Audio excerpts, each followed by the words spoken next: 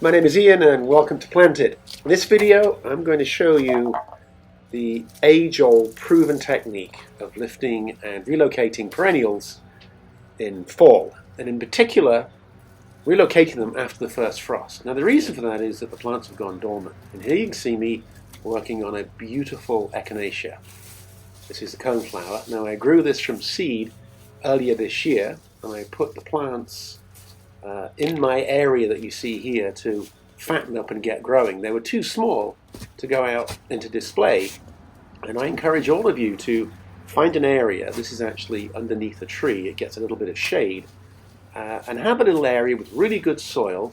It's where you can empty all of your potting mix from your containers, and you can lift plants after 6 months of growth. They don't need watering, they don't need any care, and they will grow very, very well.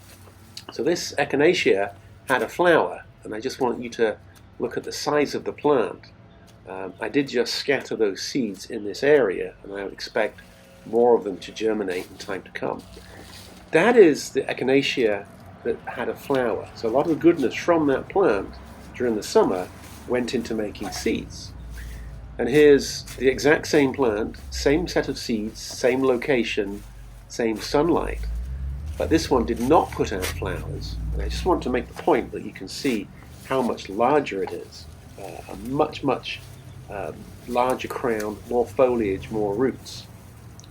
And the reason I really want to make the point here is that many of us are taught early on that juvenile plants should not set seed. And it's for this very reason. You want the plant to put all the nutrients that it takes up into growing roots and a crown rather than setting seed. Now, as I said to you before, these were planted as seedlings early summer.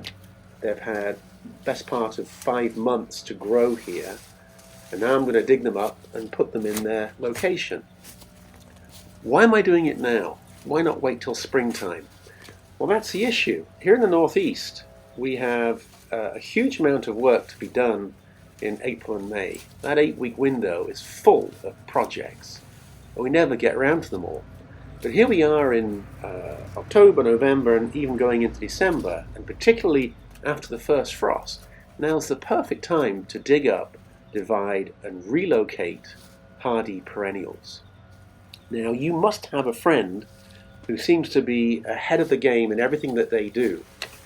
And this is the task that they do now, so that next spring, when the day length increases and the frost dissipates, these plants are now in their home location doing very, very well.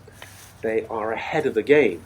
You, on the other hand, might wait till next spring and the plant gets disturbed. It's lost the momentum of growth. And all you have to do is just dig the plants right now. I've just dug up 4 of these Echinacea. It didn't take long. It took but a matter of minutes. You prune them back.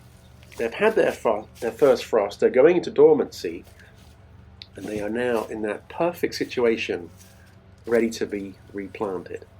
So that's Echinacea. Didn't take long, very easy, and if you've got them, you can dig them up and relocate them. And this next plant's a bit different. This is a hardy Begonia. It's not as widely available as Echinacea. It's a little bit of an anomaly in that it is frost hardy. It will stay outside year round, and it will grow next year. I was a bit skeptical, and I've grown these plants for a few years, and these were some seedlings I found elsewhere in my pots, and I separated them, put them in this little nursery bed, and let them grow just like the Echinacea. And they really have done well. They're now easy to handle, they've got a reasonable root mass, and are just ready to get relocated into their next spot. So this is a task that any gardener can do, and that is to dig up and relocate perennials after the first frost before winter really kicks in. It is not difficult.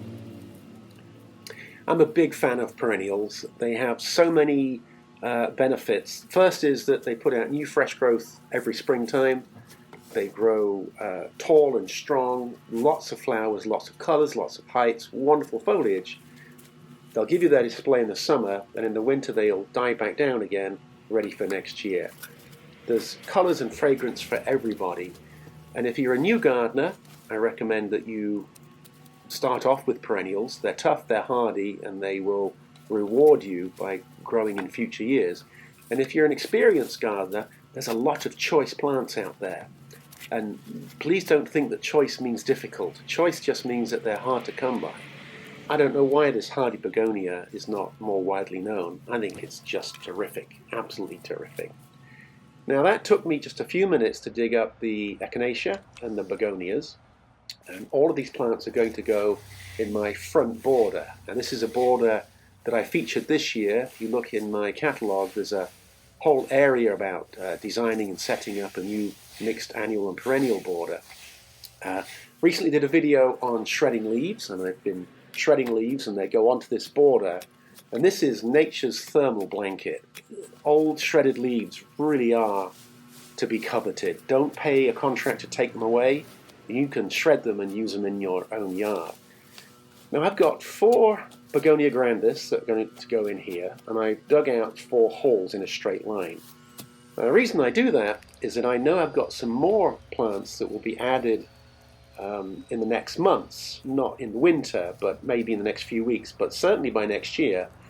And these 4 plants in a row will actually be part of a much larger planting. I'm probably going to end up with anywhere from 7 to 10 Begonia grandis, all in a large planting. I stressed the point that I would never plant these in a line. They'd always be in a staggered pattern. But when I finish planting them, they will be in a staggered pattern, and you'll see exactly what they will look like next summer. Do pay attention to get plants at the correct height. And the way you do that is you hold the plant by the crown, you put it in the hole, holding it level with the area around it, and then add backfill until the plant has got soil on all 4 sides. Make sure that there's growing medium on all 4 sides and that there's no pockets. That took but a few minutes. Now the next thing is to make sure that you've got no big chunks of soil on one side of the plant or not. If they were to wash down over the winter, you might end up burying the plant. So here you can see me just gently leveling the soil around the plants once they've been planted. There we go, just to make sure that they are properly tended to. Big fan of adding sticks or canes. You put them, the cane should be between you and the plant, so that way you know exactly where the plant is. And I have seen many people on occasions damage plants that were planted in the fall next spring because they forgot to mark where they were. You don't want to do that. Put it in a stick, you know exactly where it is. And this is where the shredded leaves come in.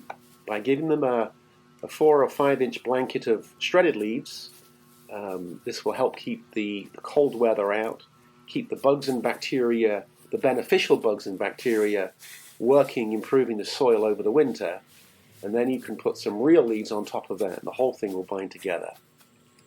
And there you can see we've got 4 canes or sticks marking that planting, which means that next year there's no guessing where did I put my plants. I know exactly where they are because the canes give me that location. Now this area's got shredded leaves on it. These were shredded in the last 10 days. Unlike the begonia, which were planted in a straight line, these will be planted in a staggered pattern. Now I could go into these clumps, particularly the 2 larger clumps, and I could further divide them, but I'm not going to. I'm going to make it easy, and I'm going to dig out just 4 planting pits and put my 4 Echinacea in those planting pits. Here they are staggered. The spacing is about 18 inches or thereabouts. And next year, I really do want to have each plant, I would expect to have anywhere from 10 to 20 flowers. But because they're in relative close proximity, it should be quite a striking clump. Digging out those 4 little planting pits took but 5 minutes. And this whole planting process is probably, I don't know, another 5, maybe 7 minutes. Same as the Begonia grandis, put the plant in the hole at the right height and then backfill until the plant is properly planted in that hole. Very, very easy. Now, why don't we do this? Well, I think there's a bit of a stigma of gardening in late October, November and December. We've got Thanksgiving here in the US. We've got the holiday season coming up. We're all busy doing other things. But these are tasks that are made for this time of the year. Plant's gone dormant. We've just had the first frost. I can plant this and I know it will grow ready for next year. Add another layer of the shredded leaves. Put the stakes in there so we know where they are. We're done. That's it. Thank you so much for watching. Happy gardening. Can't wait for spring.